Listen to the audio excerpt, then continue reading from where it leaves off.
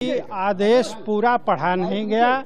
Operative portion पढ़ करके मैं बता रहा हूं कि माननीय न्यायालय ने हमारी जो एडिशनल सर्वे की एप्लीकेशन दी गई थी पूरे ज्ञानवापी परिसर का संरक्षण करने के लिए एएसआई, उस एप्लीकेशन को कोर्ट ने खारिज कर दिया है। अगला फैसला आप लोग का क्या रहेगा? अगला फैसला इस आदेश के विरुद्ध हम लोग उच्च न्यायालय में जाएंगे। क्या आधार रहा खारिज करने का?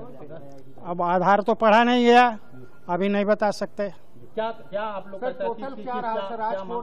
मांग क्या थी आप लोग? केवल यह है कि हमारी एप्लीकेशन खारिज हो गई। ऑपरेटिव पोर्शन पढ़ करके मैं बता रहा हूं, पूरा आदेश पढ़ा नहीं गया है, पूरा आदेश पढ़ा जाएगा और निर्णय लिया जाएगा। क्या किस तरह की याचिका थी, किस मामले पर सुनवाई थी, किस पे फैसला आया था, क्या मांग किया था आपने? हमने मांग यह किया था कि पूर्व में जो एएसआई सर्वे हुआ था और जो आख्या फाइल की गई थी वह इस न्यायालय के आदेश दिनांक 8/4/2021 के अनुपालन में नहीं था।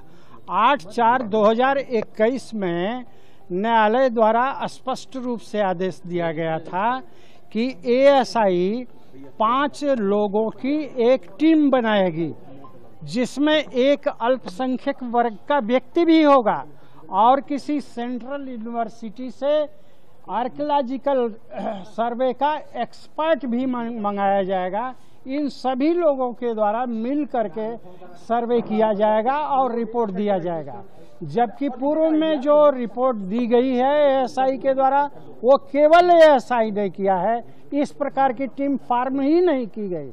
इसलिए 8/4/2021 का जो आदेश हुआ है, जिसे माननीय उच्च न्यायालय ने भी कंफर्म करते हुए इस न्यायालय को आदेशित किया था कि यदि पूर्व में एएसआई की आख्या जो है वह 8/4/2021 के आदेश के अनुरूप नहीं पाया जाता है तो एडिशनल सर्वे के लिए कोर्ट आदेश करेगी।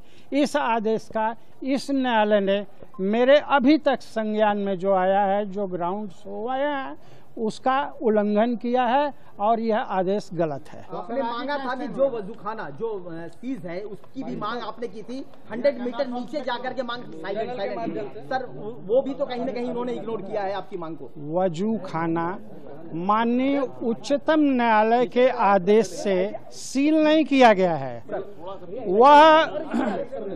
वह संरक्षित करने का आदेश दिया गया है डीएम को, और इस प्रकार संरक्षित करने से उसको सील नहीं कर दिया जाएगा। और एएसआई ने पूर्व में यही कह करके कि माननीय उच्चतम न्यायालय ने उसे सील किया है, इसलिए उसका सर्वे किया ही नहीं, तो पार्ट ऑफ प्रॉपर्टी का सर्वे हुआ ही नहीं और सील का आदेश भी कोई नहीं है सुप्रीम कोर्ट का।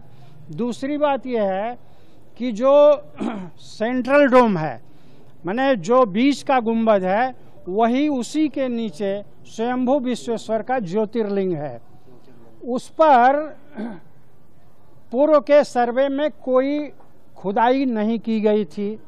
खुदाई करने से स्वयं को विरत रख लिया था एएसआई ने, और जो सर्वे किया था अपना जीपीआर सिस्टम लगा करके, वह उनका रिपोर्ट, उनका सिग्नल केवल 5.8 मीटर तक नीचे तक का दिया।